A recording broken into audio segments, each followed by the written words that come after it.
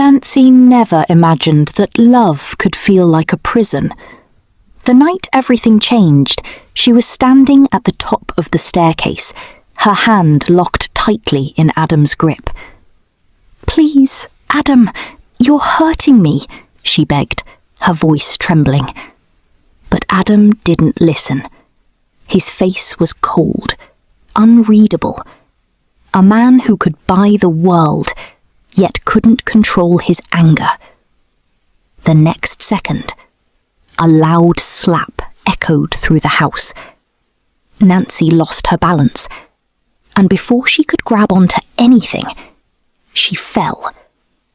Her body tumbled down the stairs until silence. That was the beginning of the end. Or maybe the beginning of who Nancy was always meant to become. Adam was everything people admired. Rich, powerful, respected.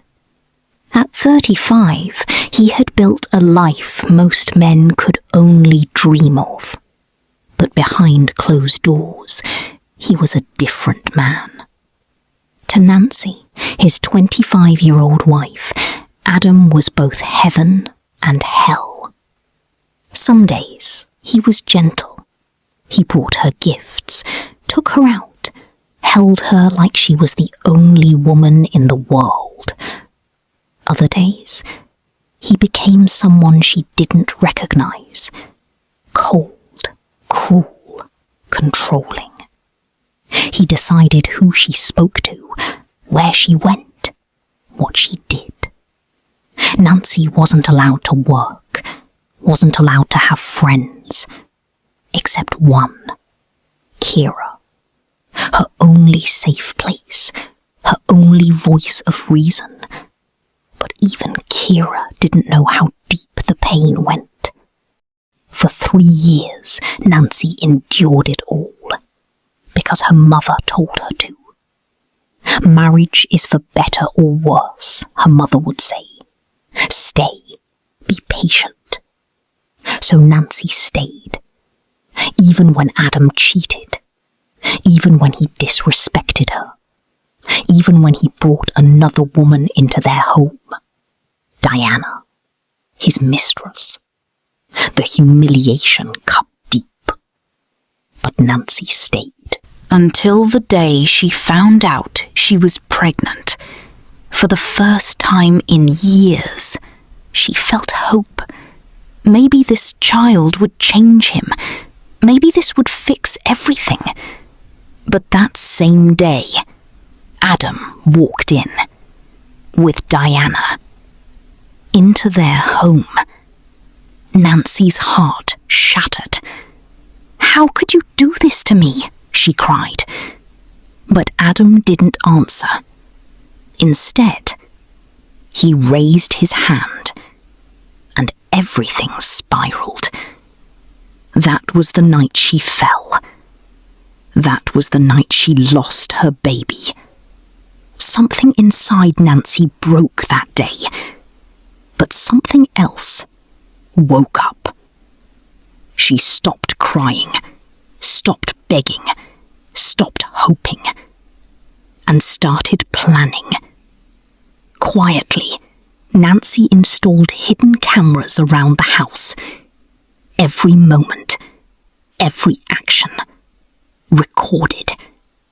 She needed proof, not just for the world, but for herself. Then, one night, she smiled. "Welcome home," she said softly. Adam was surprised. Dinner was ready. The house was calm. For once, there was peace. He ate, relaxed, let his guard down. Minutes later, he fell asleep. When Adam woke up, he was no longer in control. He was tied up, chained, helpless. Nancy stood in front of him, calm, focused, unrecognizable. Nancy, what is this? He shouted. But she didn't respond.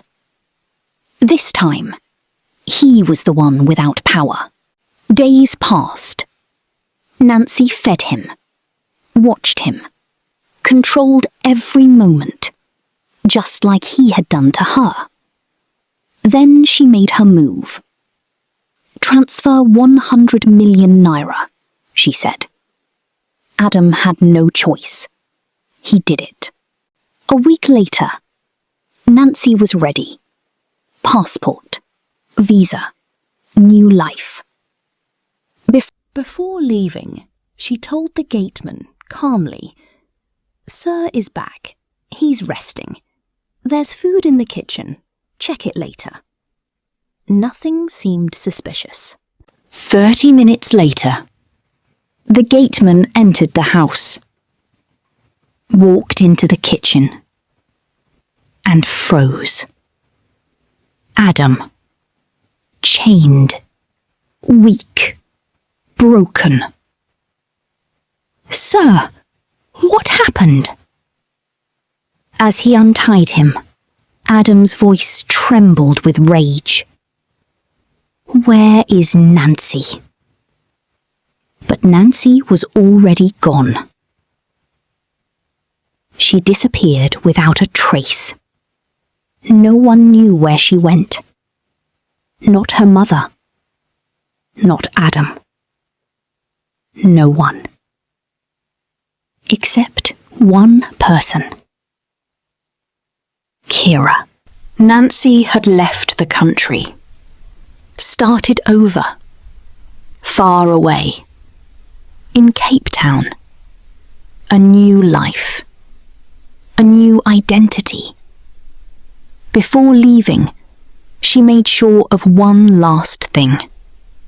She signed the divorce papers, and forced Adam to sign them too. Because Nancy didn't just escape. She reclaimed her life. Sometimes, love puts you in a hard place. And sometimes, you have to choose yourself. Even if it means becoming someone they never expected. And by the time Adam realized what he lost, it was already too late.